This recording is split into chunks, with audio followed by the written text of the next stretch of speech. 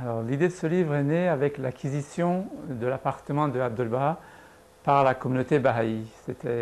C'est un grand événement historique et c'est un lieu saint, un lieu où il y a eu une grande activité d'enseignement par la présence d'Abdul-Baha en Occident et à Paris. Donc l'Assemblée nationale a voulu présenter cet appartement à la communauté de France et à la communauté européenne pour, en somme, fêter cet heureux événement. Et au fur et à mesure, le temps passant, c'est comme un petit enfant qui a grandi, ça a pris de plus en plus forme.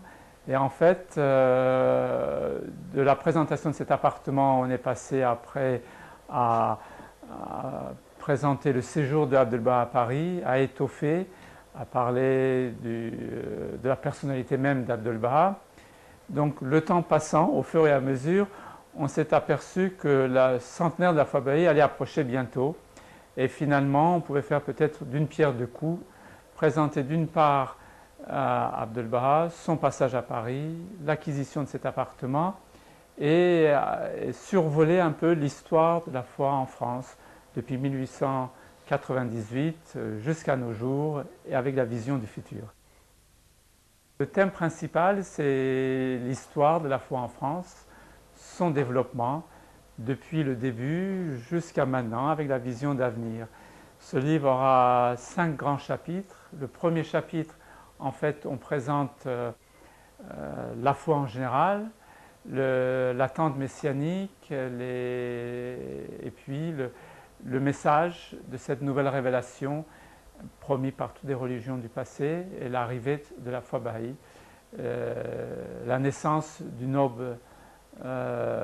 ère nouvelle et donc la présentation du Bab, de Baha'u'llah, d'Abdul-Baha, de Shuri Effendi, de la Maison universelle de justice, qui présente le premier chapitre.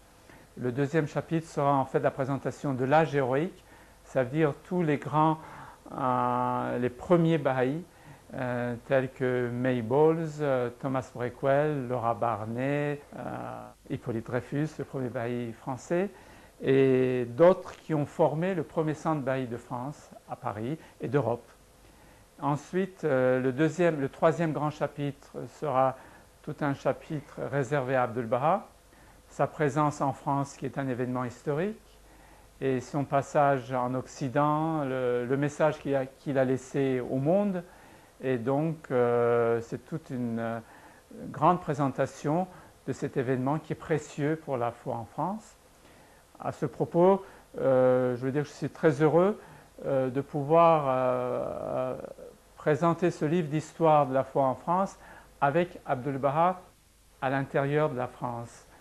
Comme le présentait un message de la Maison universelle de justice lors de la conférence internationale à Paris en 1976, où il disait le brillant éclat de Paris et que la présence d'Abdul-Baha en France, sur le sol de France, rehausse toute l'histoire de la foi, toute l'histoire non seulement de la foi, non mais l'histoire de la civilisation française et de l'histoire de la France.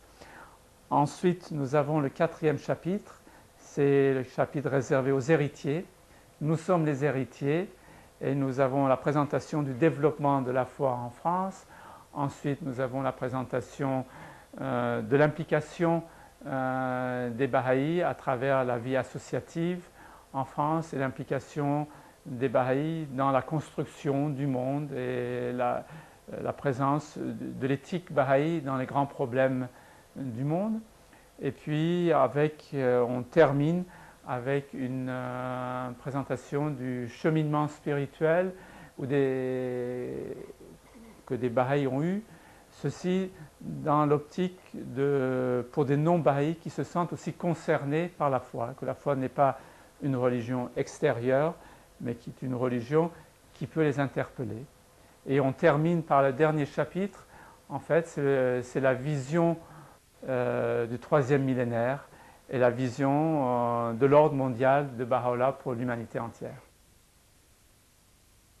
Les mois passant, j'ai contacté différents amis dans les différents domaines. J'ai contacté le Centre mondial, le département de recherche, le département audiovisuel.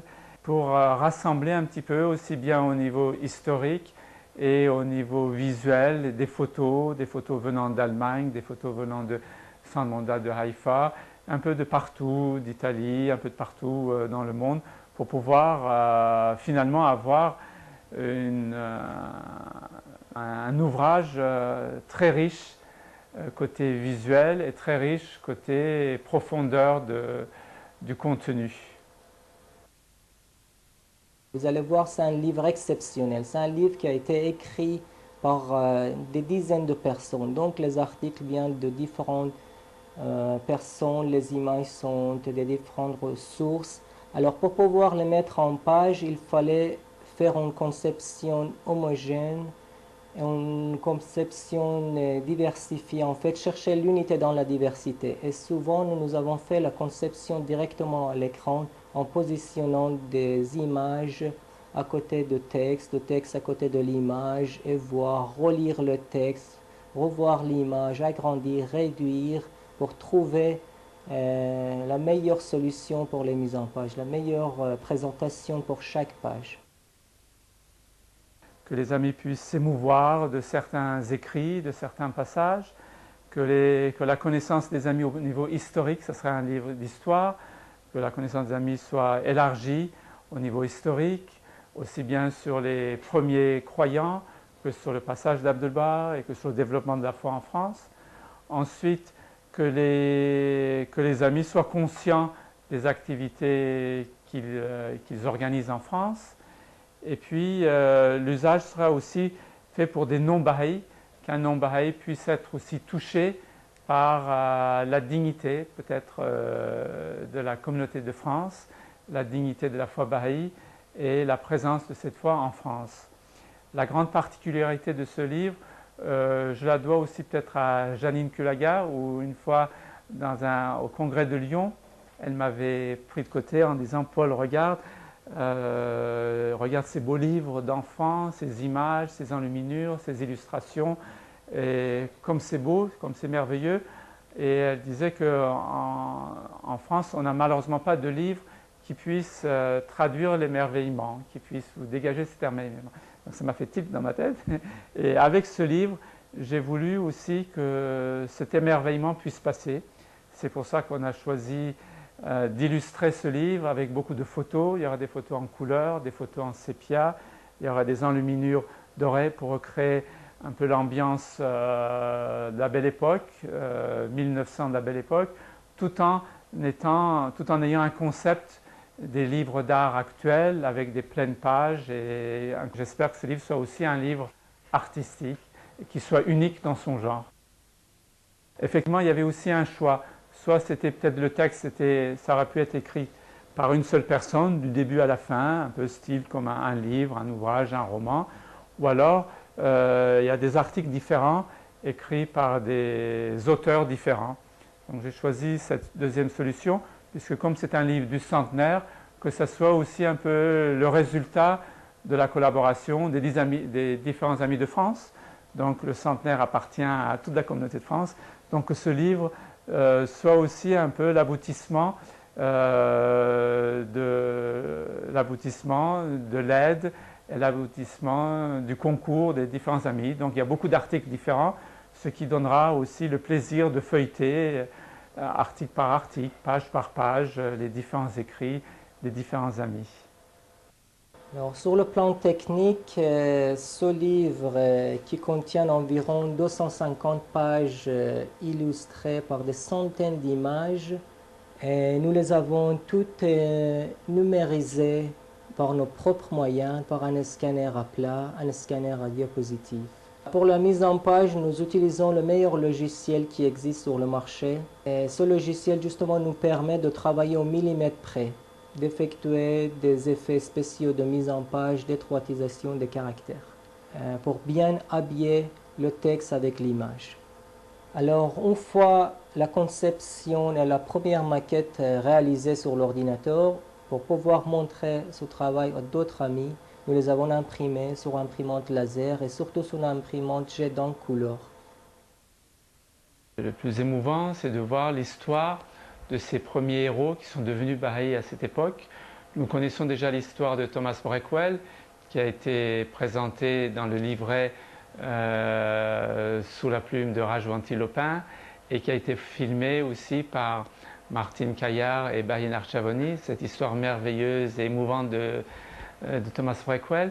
Mais j'aimerais peut-être au passage citer aussi, il y a l'histoire de May Bowles Maxwell, la maman de Rouye Khanoum, et j'aimerais vous lire quelques passages d'Abdul Baha au niveau de May Bowles, où il dit « May Maxwell est vraiment une Baha'i. Elle ne respire, elle ne parle que pour le service de la cause de Dieu. Quiconque la rencontre ressent à son contact les cordes sensibles du royaume. Sa compagnie élève et grandit l'âme. » J'aimerais juste vous parler aussi d'Hippolyte Dreyfus, qui a été le premier Baha'i français et qui est un des apôtres d'Abdul Baha. Abdul Baha lui a donné ce titre d'apôtre.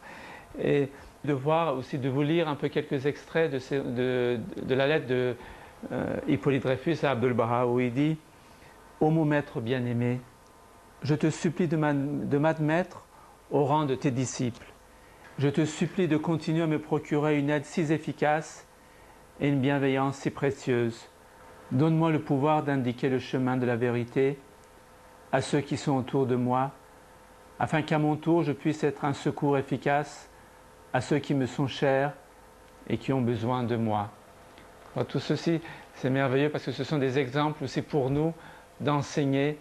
Et quand on veut enseigner de notre côté, supplier Dieu en fait qui nous donne cette force et ce courage de porter secours aux âmes qui sont à la recherche. J'aimerais aussi vous faire partager une lettre merveilleuse d'Abdul Baha à Hippolyte Dreyfus, où Hippolyte, en devenant Baha'i, lui d'origine juive, Abdul Baha transmet la pensée d'Abraham à Hippolyte. C'est extraordinaire. Il relie deux mondes, où il dit « Ô digne descendant de Khalil, Abraham, ton digne ancêtre Abraham s'adresse à toi du royaume des mystères en ces termes. Ô noble fils, tu m'as rendu heureux, tu m'as apporté une joie immense. Et pourquoi cela? Parce que Dieu et ses légions d'anges est apparu dans le corps d'un homme, et toi, avec ton cœur pur, tu t'es engagé, et tu es maintenant l'un des soldats de cette armée céleste. » C'est absolument merveilleux, c'est une confirmation pour celui qui est juif qui devient Baha'i, ou le chrétien qui devient Baha'i, d'avoir cette assurance que Abraham ou Jésus, dans l'autre monde, vous encourage et vous félicite d'être devenu Baha'i. C'est un témoignage absolument exaltant de la part de Abdul Baha. J'aimerais aussi vous partager une lettre qu'Abdul Baha a écrite à Gabriel de Sassy, qui a été un Baha'i français, martiniste auparavant. Et c'est aussi merveilleux, où Abdul Baha dit à Gabriel de Sassy, « Lui qui était mon compagnon de servitude, mon allié dans ton culte, mon associé dans ta région, mon second pour te servir, c'est lui qui est monté vers toi, qui s'est élevé vers ton royaume, qui s'est mis à l'abri du dôme de ta miséricorde, qui s'est envolé au jardin de sainteté et qui m'a laissé seul sur la terre. » Tous ont été les premiers à donner un poids à ce centre Baha'i. Tous ont eu un rayonnement finalement international dans la communauté Baha'i de France. Et nous avons, tout au long de ce livre, finalement, l'identité Baha'i française en tant que Baha'i, et un développement là-dessus sera aussi formé. C'était assez long pour trouver un titre qui soit adéquat et qui puisse représenter le contenu de ce livre qui est finalement assez vaste par des articles différents. Et ce titre peut évoluer, mais pour l'instant, ce sera les moissons de l'unité. Ça veut d'abord, d'une part, ça peut être un peu poétique au niveau des moissons, et en même temps, c'est la récolte de l'unité. C'est-à-dire le message de la foi Baha'i, c'est le message d'unité, d'union du monde, donc les récoltes de cette unité. Qu'est-ce que c'est? Ensuite, les premiers Baha'i, les premiers croyants de cet âge héroïque, ce sont des moissons de cette unité. Ce que les Baha'i, nous les héritiers, ce que nous faisons dans notre vie, l'action que nous menons, le dynamisme des comités, c'est le résultat de cette unité. cette occasion, j'aimerais aussi remercier, rendre hommage à la foule d'amis, innombrables d'amis, qui ont contribué à participer à la réussite de ce livre. Et donc, Les Moissons de l'unité était le titre le plus adéquat qui représente l'ensemble du contenu. Il y aurait aussi 2 sous-titres en dessous où on marquera Les Moissons de l'unité et à l'occasion du centenaire de la foi Bahá'í en France et en souvenir de Abdel Baha, en souvenir du séjour de Abdel Baha à Paris.